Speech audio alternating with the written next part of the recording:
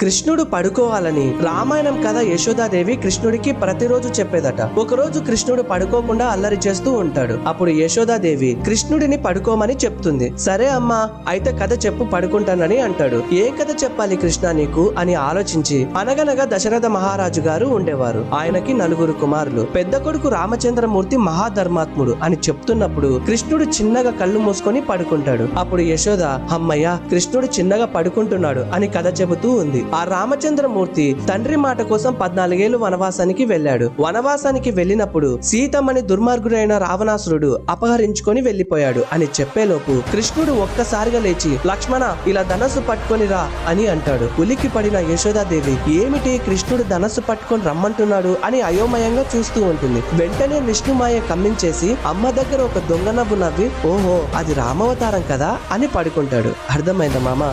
Bye.